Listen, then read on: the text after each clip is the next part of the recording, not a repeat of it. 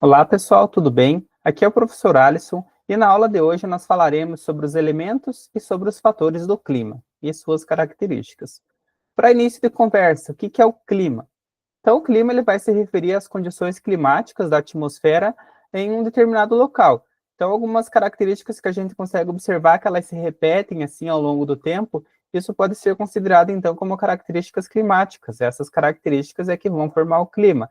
Por exemplo, invernos frios, invernos rigorosos, invernos secos, verões quentes, verões chuvosos. Isso são características que elas se repetem assim ao longo do tempo, tá? E quando eu observo algumas características em dias específicos, eu estou falando do tempo. Então, o tempo atmosférico é o que está acontecendo na atmosfera agora, nesse momento. Então, pode estar ensolarado, pode estar chovendo. Então, isso seria o tempo atmosférico. Já o clima, ele vai ser, então, essas características mais gerais que a gente observa em um determinado local, em uma determinada região, que são características que elas se repetem assim ao longo de décadas. Então, para a gente dizer como que é um clima em um determinado local, a gente pega os registros aí, as observações ao longo dos, pelo menos, os últimos 30 anos, para dizer se aquele local tem um clima polar, tem um clima temperado, tem um clima equatorial, por exemplo. Então, a gente pega essas características aí ao longo de várias décadas para determinar, então, o que é o clima. E para que um clima ele seja formado, ele vai ser o resultado de vários fatores e vários elementos que vão compor e que vão também influenciar para que um clima ele tenha uma determinada característica. Então, o clima polar ele tem uma característica própria, que é muito diferente do clima equatorial, por exemplo. Então, quais são os elementos do clima? Então, eles são componentes do clima, eles sempre vão estar presentes e eles vão acabar influenciando. Uns vão influenciar mais, outros vão influenciar menos, vão influenciar de diferentes maneiras as características ali que a gente tem, então, do clima. Tá? Então, eles vão determinar as condições do tempo e do clima ao longo do passar aí dos anos. Tá? Eles que vão dar essas características. Quais que são os principais elementos do clima que nós temos? A temperatura, a umidade, a pressão atmosférica, os ventos e a precipitação. Então, eles meio que sempre vão estar presentes, assim. Então, para a gente ter um clima, ele sempre vai ter temperatura, ele sempre vai ter umidade, mais ou menos umidade, sempre vai ter a pressão atmosférica, maior ou menor pressão, sempre vai ter a presença dos ventos e sempre vai ter a presença de precipitação, mesmo que em pouquíssima quantidade, como um clima desértico, mas eles sempre vão estar presentes, alguns vão ser mais atuantes, outros não vão ser menos atuantes, mas eles, de maneira geral, vão formar os climas. Então, esses que são os elementos do clima. Então, o primeiro deles é a temperatura. A temperatura, né, ela vai se referir, então, à quantidade de calor na atmosfera. Ela vai variar muito em relação à latitude, que é aquela distância em relação à linha do Equador. Então, quanto mais a gente se afasta da linha do Equador, a temperatura vai baixando, até a gente chegar no Polo Norte, no Polo Sul, onde temos as menores temperaturas. Isso vai acontecer graças à quantidade de radiação solar que vai chegar na Terra, tá? A gente vai falar um pouquinho mais sobre a latitude depois. Vai também se diferenciar em relação à estação do ano, principalmente em locais ali de médias latitudes, onde as estações do ano elas são melhores definidas. Então, a gente consegue ver no inverno temperatura mais fria, no verão temperatura mais quente, em relação ao horário do dia também. Então, né, quando o dia amanhece, as temperaturas começam a subir até chegar no auge da temperatura do dia, que vai ser entre meio-dia e 2 horas da tarde. Depois a temperatura começa a baixar de novo. Normalmente ela é medida em graus, tá? Então, na maior parte dos países do mundo, aí, inclusive no Brasil, a gente mede essa temperatura em graus. Bom, próximo é a umidade. Então, a umidade ela é a quantidade de vapor de água no ar. Então, por que vai ter vapor de água? Porque vai ter a influência do sol, né, e do calor, da temperatura.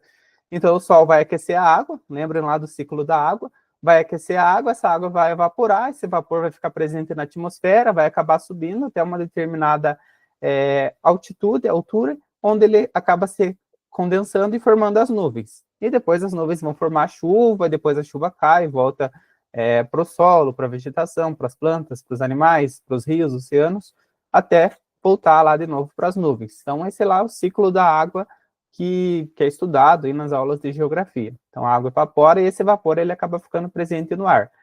Sempre vai ter um pouquinho de vapor, claro, em locais onde são climas extremamente áridos, vai ter quase nada. Em outros locais de climas equatoriais, por exemplo, a gente vai ter muita quantidade de umidade. Então, vejam que varia de um local para o outro e vai influenciar, por exemplo, na quantidade de chuva, na temperatura, na sensação térmica. Então, tudo isso, então, pode ser resultado da quantidade de mais ou de menos umidade. Então, e vai acabar influenciando também nos regimes de chuva, e os regimes de chuva são também uma das características que nós temos dos climas. Então, se o clima é mais chuvoso, não é tão chuvoso, isso vai ser uma característica, então, que vai determinar um determinado tipo de clima. Próximo, pressão atmosférica. Então, a pressão atmosférica é como se fosse o peso do ar sobre a superfície terrestre. Então, quanto mais próximos nós estamos do nível do mar, maior é, digamos, a coluna de ar que está em cima da nossa cabeça. Então, a pressão vai ser maior. Tá? Então, quando a gente está em locais mais baixos, lá no nível do mar, lá na praia, é como se tivesse uma coluna de ar maior sobre a nossa cabeça, consequentemente vai ter mais ar que vai fazer mais pressão, que vai fazer mais peso. Quando a gente sobe para altitudes maiores, como montanhas, por exemplo, quando passa aí de 2, 3, 4, 5 mil metros de altitude, essa pressão do ar ela vai caindo, tá? Significa que tem uma coluna menor, uma coluna de ar menor sobre a nossa cabeça, com isso vai ter um peso menor também. Só que o que acontece é que vai ter esse peso menor, só que a tendência também é que tenha menos oxigênio. As moléculas ali presentes no ar, elas vão estar mais distantes, mais dispersas. Então, por isso que vem aquela dificuldade de respiração quando as pessoas que não estão acostumadas vão para altas altitudes. Então, esse é um dos efeitos, né, dessa diferença. Quando os jogadores vão jogar em estádios bem altos da Bolívia, por exemplo, acima de 3.500, 4.000 metros de altitude, eles acabam sentindo esse ar rarefeito que a gente fala. Essas partículas de ar, elas estão mais dispersas. Então, você faz o mesmo esforço para respirar, só que não vem tanto oxigênio que você está acostumado. Então, você tem que respirar para o teu corpo conseguir suprir essa quantidade de oxigênio que é necessária. Outra coisa que vai influenciar na pressão atmosférica, além dessa diferença de altitude, é a temperatura. Tá? Então, a temperatura, geralmente, áreas mais frias, elas têm maior pressão, áreas mais quentes, elas têm menor pressão. Então, a menor pressão, ela acaba influenciando também para a formação de chuvas. Nas áreas polares, por exemplo, que nós temos altíssimas pressões, é mais difícil a gente ter a precipitação. Tá? Então, áreas de alta pressão, elas têm a tendência de ter um tempo mais seco, enquanto áreas de baixa pressão, elas têm mais tendência à chuva. Então, consegue formar as nuvens, consegue formar as formas de precipitação, graças a essa diferença, então, na pressão atmosférica, que depois elas vão dar origem aos ventos também, mas depois a gente fala sobre isso. Então, chegamos, né, nos ventos ou nas massas de ar. São, basicamente, movimentos de ar entre áreas de alta e áreas de baixa pressão.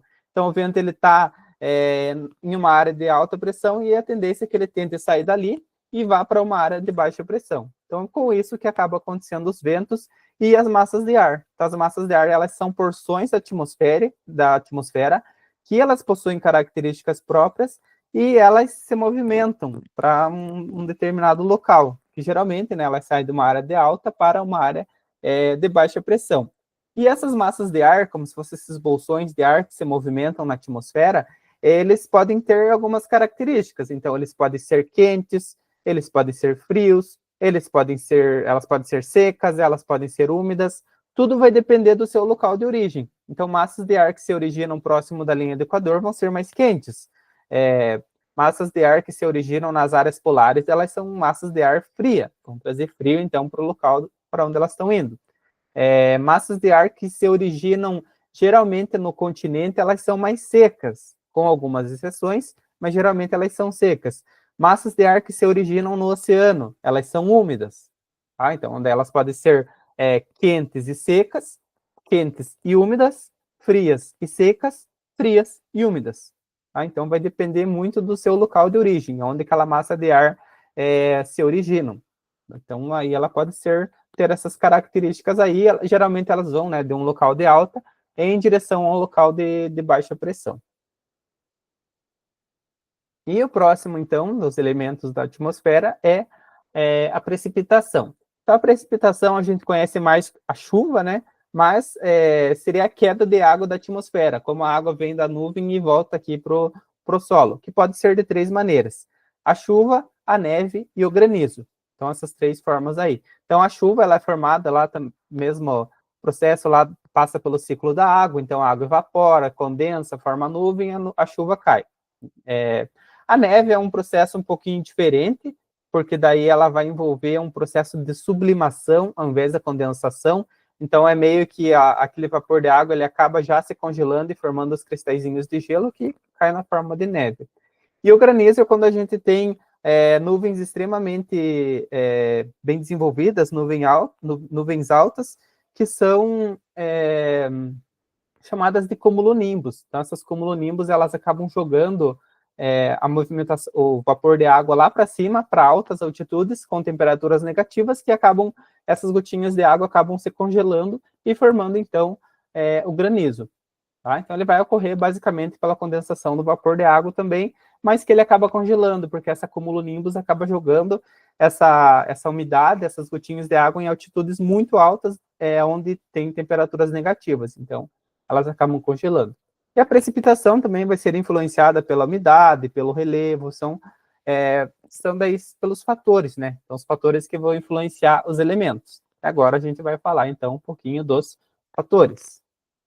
Bom, então os fatores do clima, eles são condições geográficas e naturais que eles acabam influenciando os elementos climáticos para que eles atuem mais ou para que eles atuem menos. Como eu acabei de falar aqui, né, do relevo que vai influenciar lá na quantidade de chuva.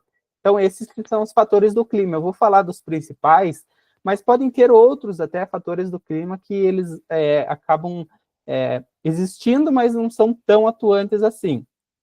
Então, qual que é o principal? Latitude. Então, a latitude ele acaba sendo o principal, um dos principais aqui, né, fatores climáticos que vão influenciar ali para que um clima tenha uma característica ou outra. Então, quanto mais próximo da linha do Equador, a temperatura é mais quente, e quanto mais a gente se afasta da linha do Equador, mais essa temperatura vai baixando. Tá? Então, a gente tem temperaturas mais altas, aqui onde tem a maior incidência de radiação solar, até chegar nos polos, que a gente tem uma menor incidência de radiação solar, e a temperatura vai ser menor, né, consequentemente. Então, essa seria aí a latitude, a distância em relação à linha do Equador. Vejo que muitos climas do mundo, aí na próxima aula a gente vai falar dos climas do mundo, muitos eles acabam tendo a característica principal deles muito relacionado à latitude. Então, por isso que eu coloquei a latitude como primeiro, porque ele acaba sendo um dos principais e um dos mais influentes que vai dar ali as características do clima. Acaba sendo um dos fatores mais atuantes, então, em relação às características, à formação dos climas que nós temos no mundo. Claro que daí muitos vão ter outras características próprias que daí tem a ver com outros fatores climáticos. Por exemplo, altitude. Dentro de um mesmo clima, dentro de uma mesma região, a gente pode ter diferentes altitudes que vão acabar influenciando na pressão, como eu já falei para vocês, e também na temperatura. Então, a temperatura ela diminui conforme a gente vai subindo no relevo, conforme a altitude vai aumentando. Mais próximo do nível do mar, a gente vai ter uma temperatura maior. A temperatura cai em média 6,5 graus Celsius a cada 1.000 metros, a cada quilômetro, então, que a gente sobe. Tá? Então, aqui a gente tem um exemplo mostrando como a temperatura ela vai caindo. Então, nós temos Santos ali com 22 graus, sobe lá até São Paulo, a temperatura já está 20 graus, já caiu 2 graus, sobe mais um pouco até Campos do Jordão, a temperatura já está em 18 graus, no mesmo momento do dia, numa mesma época do ano, por exemplo. E por isso também que zonas montanhosas, elas têm aquele clima mais frio que lá o nível do mar, por isso que a gente tem em altas montanhas a presença de neve. Em algumas montanhas da Cordilheira dos Andes, em algumas montanhas da Cordilheira do Himalaia. Então, quando chega ali numa certa altitude, a tendência é que acabe se formando a neve, porque daí a gente já tem a presença ali de temperaturas negativas ou próximas de zero. Então, vejam que da altitude ela acaba sendo um fator que influencia também. Então, a gente pode ter uma montanha lá próximo da linha do Equador, como o Kilimanjaro na África, ele está muito próximo da linha do Equador, então, teoricamente, ali deveria ser muito quente, tá? Se a gente levar em conta só a latitude. Mas agora tem um outro fator que vai influenciar, que é a altitude. Mesmo ele estando próximo da linha do Equador, como ele é muito alto, ele acaba tendo, então, a altitude como sendo o seu principal fator climático naquele local específico. Então, por isso que ele tem neve, mesmo estando próximo da linha do Equador, porque ele tem uma altitude muito alta, e aí propicia lá a formação de neve. Então, cada clima, cada local específico, ele acaba sendo mais influenciado ou menos influenciado por um determinado fator climático. A altitude vai influenciar bastante, a latitude vai influenciar bastante. Outro é a maritimidade e a continentalidade. Então, o que significa isso? A maritimidade seria a influência do oceano sobre aquela região. Então, regiões costeiras, elas vão receber muita influência do mar. Como que essa influência pode acontecer? Pelas chuvas e tudo, mas também pela variação térmica, ou seja, pela diferença de temperatura máxima e temperatura mínima. Em regiões próximas do mar, não há uma amplitude térmica tão alta, significa que a temperatura mais alta do dia e a temperatura mais baixa do dia, elas não são tão diferentes assim. Então, às vezes, pode dar uma variação de 5 graus, 4 graus, 2 graus, entre a temperatura mínima e a temperatura máxima. Isso vai ser influência direta, então, da água, que ela vai demorar muito mais para perder a temperatura e para ganhar a temperatura. Isso acaba influenciando, então, no clima das regiões costeiras. Enquanto na continentalidade, ou mais para o interior ali, a amplitude térmica ela vai ser muito maior. Então, o dia pode começar muito frio, pode ficar muito quente durante a tarde, e à noite ele pode resfriar bastante também. Então, essa seria uma diferença aí relacionada à continentalidade. Então, o solo, a superfície terrestre, ela esquenta mais rápido e ela perde calor mais rápido do que a água do oceano, do que as águas oceânicas. Então, por isso que acaba influenciando também para ter essa grande variação de temperatura. Eu coloquei aqui 2 exemplos que eu peguei, um de Porto Alegre, no mesmo dia, Porto Alegre, a mínima 16 graus, a máxima 24, então 8 graus, né, de variação térmica, até que é bastante para uma área mais próxima do mar, enquanto Cuiabá, uma área bem continental, a gente está tendo a diferença ali, né, de 12 graus, nessa amplitude térmica, aí já é uma diferença grande, mas que pode ser até maior, pode chegar a 16, 17, 18 graus, até 20 graus, né, em alguns casos específicos, a gente pode ter essa amplitude térmica. É muito comum em áreas desérticas, a gente ter, são áreas desérticas continentais, a gente ter essa amplitude térmica muito grande, isso é comum que aconteça. Próximo são as correntes marítimas, então as correntes marítimas, elas acabam influenciando bastante também, porque elas podem trazer águas mais quentes, águas mais frias, e vão influenciar mais as regiões costeiras, que podem ter influências até globais, como o caso do El Niño e como o caso da Laninha, que o El Niño seria um aquecimento dessa área aqui do Oceano Pacífico, que vai acabar trazendo influências para o mundo todo, inclusive para o Brasil, e a Laninha, que seria um resfriamento anormal dessas áreas aqui, dessas águas do Oceano Pacífico, nessa região que eu estou apontando, que vai trazer influências também aqui para o Brasil. Então, vai trazer influência para a região norte, para a região nordeste, para a região sul, para a região centro-oeste, para a região sudeste. Então, todas as regiões do Brasil, elas acabam sendo influenciadas por um fenômeno que acontece lá no Oceano Pacífico, por exemplo. Tá? E vários outros continentes também acabam sendo influenciados. Então, as correntes marítimas acabam influenciando também. Elas são como se fossem massas de ar, só que, nesse caso, né, na água. Então, são grandes bolsões de água que eles acabam se movimentando e eles têm características que eles podem ser mais quentes, que eles podem ser mais frios, tá? Então, depende de onde se origina. As correntes quentes, elas se originam mais próximo da linha do Equador, que são as áreas mais quentes do planeta, e as correntes frias, elas vão se originar nas regiões polares, dos polos. Muito bem, então esses são os principais, né? Existem outros fatores, como a vegetação, até as formas de relevo, né? Eu falei da altitude, mas a vegetação, tem outros fatores ali que acabam influenciando também nessa formação dos climas, as próprias cidades, as construções, já tem estudos que falam de como que as cidades, elas acabam influenciando também, então acaba sendo um elemento a ser considerado, as áreas da agricultura. Então, as atividades humanas, elas já estão sendo consideradas aí, então, como um fator climático, tá? As formas que o ser humano influencia o meio ambiente acaba sendo considerado, então, como um fator climático. Ainda não estou nem falando das mudanças climáticas em si, mas estou falando de características climáticas em uma determinada região. Então, para a gente finalizar aqui, né, trouxe uma atividade para a gente ler e ver o que está correto aqui. Então, pede para ler as afirmativas sobre fatores e elementos do clima. 1. A altitude interfere na temperatura, pois regiões mais altas tendem a ser mais frias. 2. A maritimidade favorece a maior amplitude térmica, enquanto a continentalidade reduz essa variação. 3. A umidade do ar e a precipitação são exemplos de elementos do clima. 4. Latitude é um fator climático que contribui para a variação de temperatura entre o Equador e os polos. Então, quais que estão corretas? A 1, a 3 e a 4. A 2 está errada porque a maritimidade ela favorece a menor amplitude térmica, então em regiões próximas do litoral não há uma grande variação de temperatura ao longo do dia, enquanto em regiões do interior, né, regiões continentais, pode haver uma grande variação de temperatura ao longo do dia. Então o dia pode começar muito frio, pode esquentar muito, e depois a temperatura começa a cair rapidamente quando chega próximo da noite. Então essa é uma característica da continentalidade. Então aqui nesse caso estão corretas a 1, a 3 e a 4. Então, pessoal, agradeço pela atenção e espero vocês aí na nossa próxima aula.